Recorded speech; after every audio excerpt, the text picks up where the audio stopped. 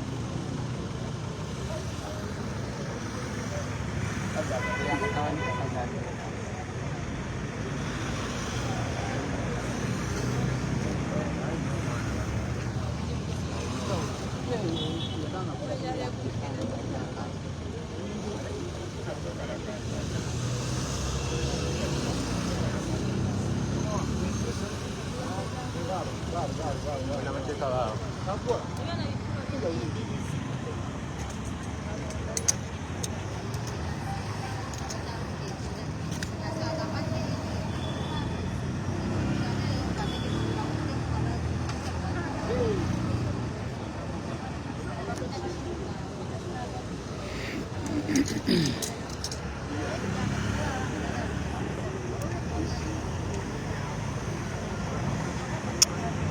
abo be bamu ku bannamateeka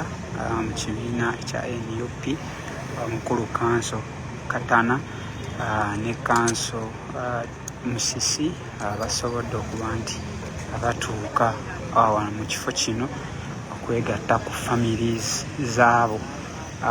paka nakati.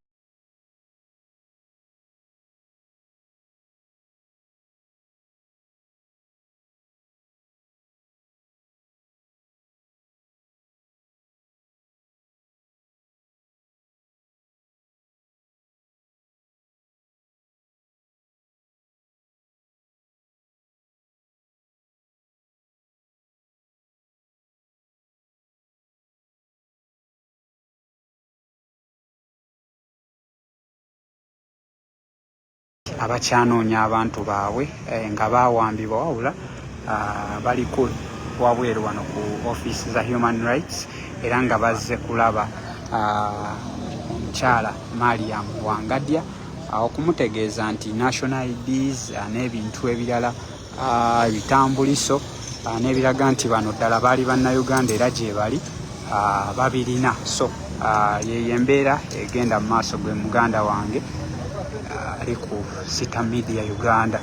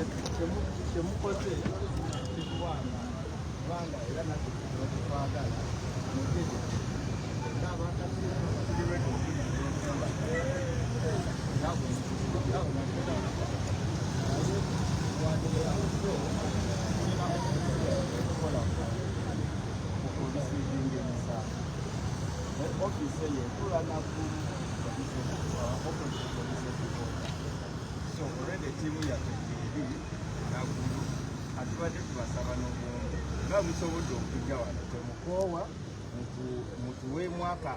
akakisa mugende wali enaggulu abaofisa baffe gye bali byonna buli muntu kyalina kikuume era mubibawe baofisa baffe bagenda kubadisizinga bulungi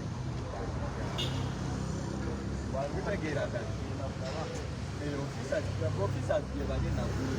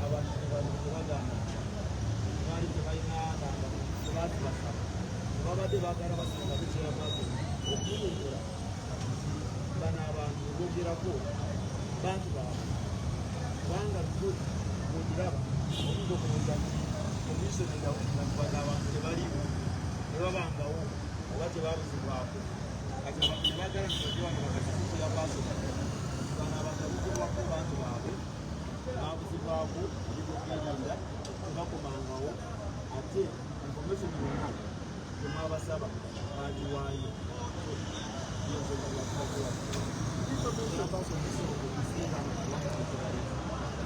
okusinkana kyapasoni kisoboka naye kisoboka nga ensonga ezisinga obukulu kubanga era layini ate twagala ekisinga obukulu ebaliza so bwe tunaateekamu ekintu kyonnatubasinkana kyapasoni tugenda kubakoola tugenda kubakoola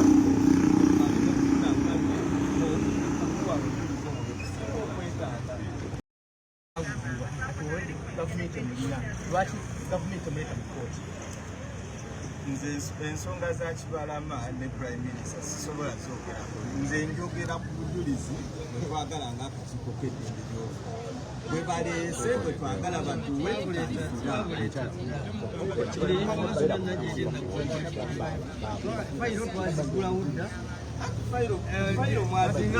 Adinganze wasemudu mayimu natuukayo dda enaggulu nenzigulawo fayiro era bulijjo badde bankubira ngamba wa information ID nagiteekayo dda fayiro gyeri twali twabali TV netwewuunya ate okugamba nti naye byokugamba kati kyangu nnyo tugende tukole waliwo kye bayita reconciliation bw'ogamba waleeta obujulizi tubagenda kugirayo fayiro yo tulabe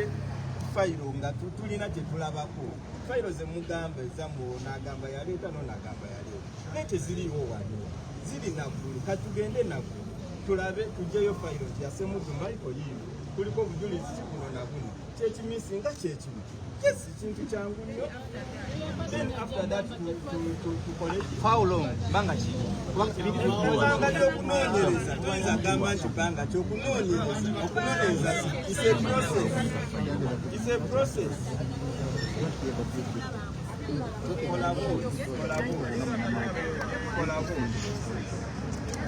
twagala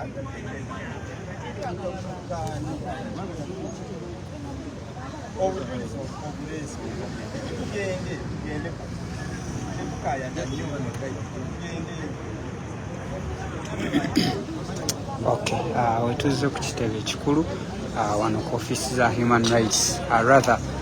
ku branch yaabwe wano mu Kampala abategeeza nti abantu bano balina kugenda ate enaggulu ebalina kugenda naggulu ate gye bajja okusisinkana abo bebagenda okuwa obujulizi ba officer. Nkujjukiza nti olunaku olwaleero ekitebe ky'NUP kibadde ne press conference ng'ekwata ku bantu bano abagamba nti abantu baabwe babuzibwawo era nga balina n'obujulizi myaka 3 myaka 5 waliwo n'owo 2019 2018 ng'abantu bano pakati tebabalaba. So ye embeera eriwo wabula nga omukulu Alex owa Human Rights Commission ategeezezza nti bajja kuba nti abo babongerayo enaggulu gye bajja okuwayo ensonga zaabwe.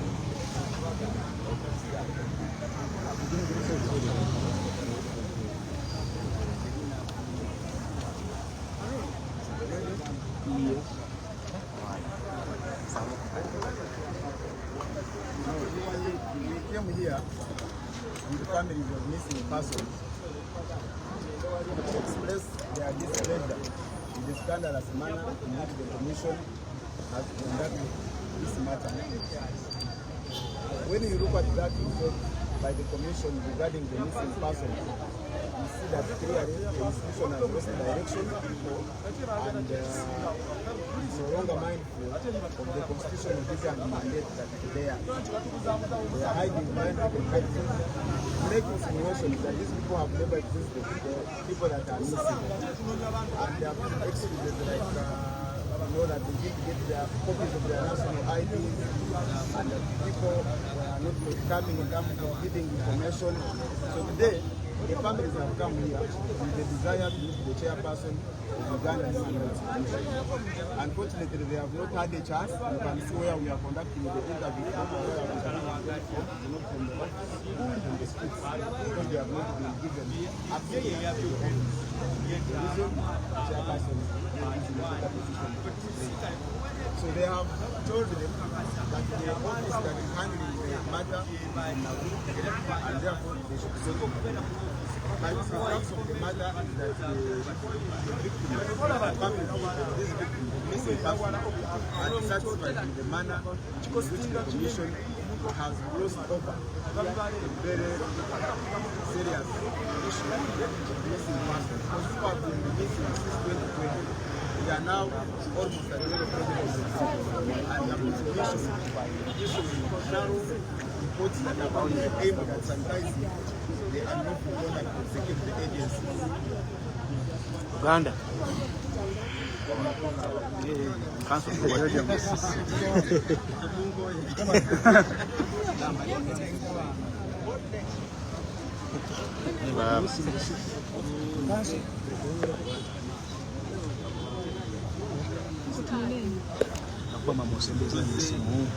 Tulekeddeko abantu bano ab'enganda z'abantu abaabuzibbwawo oba abaawambibwa ebitongole bya gavumenti oluvannyuma lwa akakiiko ka ddembe ly'obuntu okufuulira alipoota nti baabulwako ebibakwata ku bantu bali era ne bagamba nti fayiro baaziggalawo kubanga ab'enganda zaabwe tebaawaayo ebikwata ku bantu abo nga national ID era nga ssentebe yabuusabuusa n'okubuusabuusa oba abantu abo baali babateeyo. N'olwekyo tujja kulekereka abantu bano bawe ssentebe ekisooka omulundi ogwokubiri kubanga abantu bano baawaayo dda ebikwata ku bantu baabwe abagenda naye baddemu bamubuulire nti ab'enganda zaffe baabo bakyala baffe bazadde baffe naye ate n'ekyokubiri era ekisinga okwennyamiza nituusa wano batugambye tebayinza tulisiimuka bayinza tuyingiza munda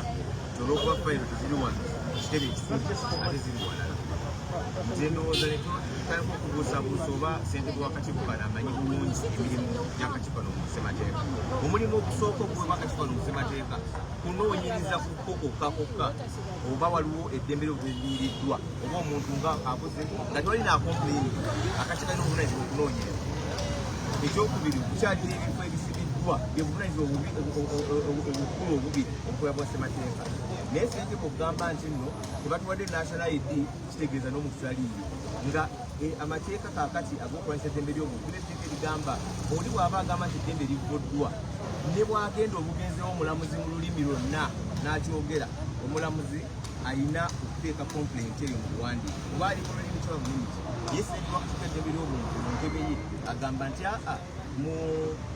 nga alina n'obuvunaanyizibwa obw'okunoonyereza nga teri akomplaini abantu abakozi n'agamba temwambadde national ID n'olwekyo fayiro ntegaddewo n'olwekyo kyennyamiza olw'enkola y'emirimu eyo kyolowooza nti oba oli awo emirimu gye gimu bwa ssemateeka yakiteekakubali akati oluusi atabikamu ebyobufuzi naye nga bwe mulabye abantu bazze abantu abaabula era abaabuzibwawo kituufu bakyabuze ab'enganda zaabwe mubalabye kaakati tujja kukola kye batugambye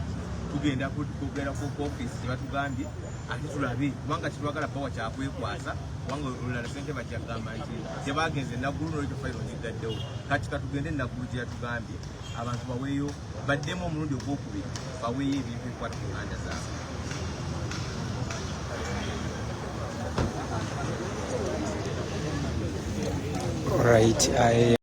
Emirimu gye gimu bwa ssemateeka yakiteekakubali akati oluusi atabikamu ebyobufuzi naye nga bwe mulabye abantu bazze abantu abaabula era abaabuzibwawo kituufu bakyabuze ab'enganda zaabwe mubalabye kaakati tujja kukola kye batugambye tugenda kugenda ku office kye batugambye ate tulabe kubanga kitwagala bawa kyakwekwasa kubanga olulala ssente bakyagamba nti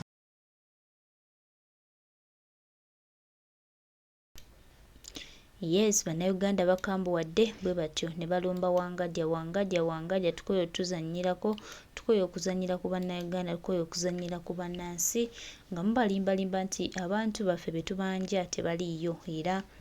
nga mututegeeza nga baganda baffe ababuzibwawo baganda baffe abaatwalibwa gye tutamanyi gye bali naye nga mwe mutegeeza nti nno twerimba tebaliiyo era si bannayuganda kabazi mu famire z'abantu ezizze ku woofiisi yo bano bo bavuddewa maama nnyabo Wangajja twagala otubuuze bano abantu abali ku bipande kuno bo bavuddewa si bannayuganda amanya gaabwe tegaliiwo oba ezo famire si z'abantu baabwe nabo ogenda kugamba nti no twabafooginze anti bwe mutera okwogera nti tufoojinga abantu bannange bantu mmwe mwewumuzeeko bantu mmwe mubeereko abazadde mulumirire ku maziga ga bannayuganda ate era mukimanye bannayuganda babakooye twagala obajjukiza nti eno Uganda si ya Museveni yekka nti yalina okubeera munesse Uganda yaffe ffenna nga bannansi era bannayuganda tulina ssenene ku ggwanga lyaffe temugenda kubeerawo nga mutuzannyira ku bwongo temugenda kubeerawo nga mutufuula abasirusiru temugenda kubeerawo nga ffe mwatufuula kyakuzanyisa mukimanye nti neggwanga ffenna tulina okulyeyagaliramu tulina okulinyumirwa nga mwe mwagala oddenyumirwa ate ne famire zaffe zirina okusanyukako nga mwe famire zammwe bwe zaagala zisanyuke temulowooza nti bino ebintu bye mukola birina bimaaso gye bigenda obbatwala oba bigenda bafuula ab'amaanyi oba abaki nedda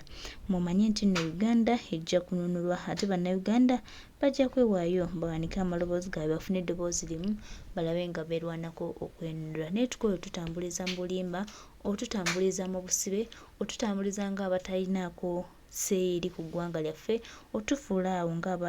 tasobola kuyimuka ne twerwanako bannange tubikooye twetaaga ggwanga lyaffe kudda eri mu bannansi ate era bannansi naffe tulina okwerwanako ennyo okulaba nga abasajja bano abatujooga okutuuka wano ate tubafubbaza ne bava mu ggwanga lyaffe eno Uganda yaffe ffenna bannayuganda Museveni talinaawo kike ate era teyeetwalanga nti wano wuwe tuyimuse amaloboozi gaffe tulabe nga twerwanako olw'okununula eggwanga lyaffe